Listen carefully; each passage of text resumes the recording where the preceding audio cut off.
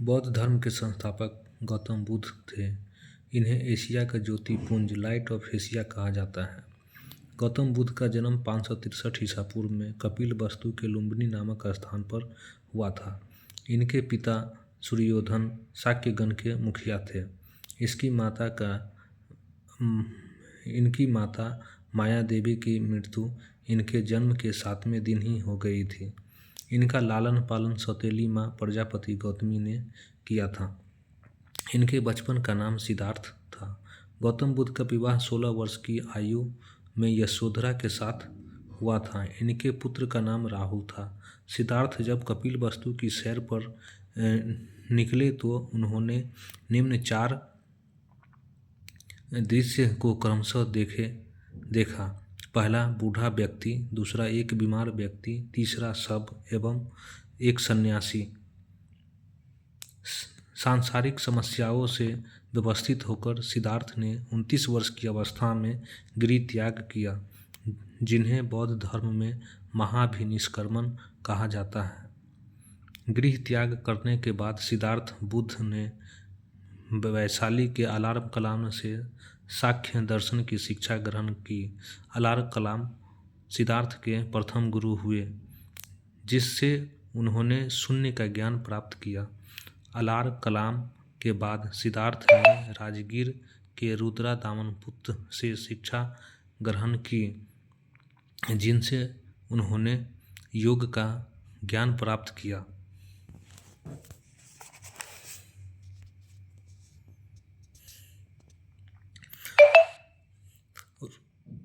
ऋग्वेदा में सिद्धार्थ को कौंडिल्य, पप्पा, भादिया, महानामा एवं असांगी नामक 5 साधक मिले। बिना अन्न जल ग्रहण किए 6 वर्ष की कठिन तपस्या के बाद 35 वर्ष की आयु में वैशाख पूर्णिमा की रात निरंजना फल्गु नदी के किनारे पीपल वृक्ष के नीचे सिद्धार्थ को ज्ञान प्राप्त हुआ।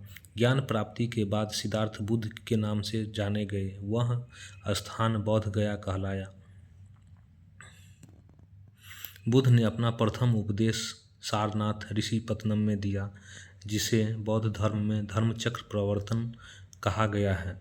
बुद्ध ने अपने उपदेश जनसाधारण की भाषा पाली में दिए। बुद्ध ने अपने उपदेश कोसल, वैशाली, कौशाम्बी एवं अन्य राज्यों में दिए। सर्वाधिक उपदेश कोसल देश की राजधानी श्रावस्ती में दिए।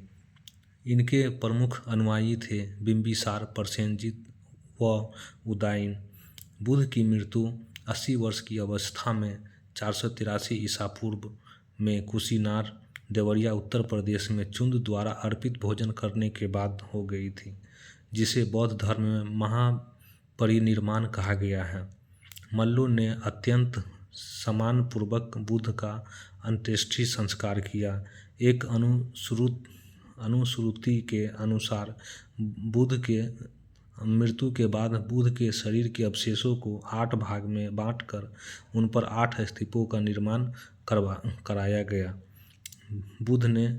बुद्ध के जन्म एवं मृत्यु की तिथि को चीनी परंपरा के कैंटोन अभिलेख के आधार पर निश्चित किया गया है। बौद्ध धर्म के बारे में हमें विशद ज्ञान त्रिपिटक, विनय पिटक, सूत पिटक एवं अभिधम्म पिटक से प्राप्त होता है। 3 पिटकों की भाषा पाली है। थेरवाद मत की पाली त्रिपिटक सबसे पुराना है। सूत पिटक में बुद्ध के धार्मिक सिद्धांतों को संवाद के रूप में संकलित किया गया है। विनय पिटक में संघ के भिक्षु एवं भिक्षुणी के लिए बनाए गए हैं नियमों का संग्रह किया गया है, और इसमें संघ के अनुशासन के तोड़ने पर किए जाने वाले प्रायश्चितों की सूची भी दी गई है। अभिधम्म पिटक में सूत पिटक में वर्णित सिद्धांतों को सुव्यवस्थित अनुशीलन के लिए आवश्यक सूचियों के सारांश तथा प्रश्नोत्तरी का समावेश किया गया है। नोट पाली त्रिपिटकों को पहली शताब्दी ईसा पूर्व में श्रीलंका के शासक बत्तगामिनी ने की देखरेख में पहली बार लिपिबद्ध किया गया है। सूत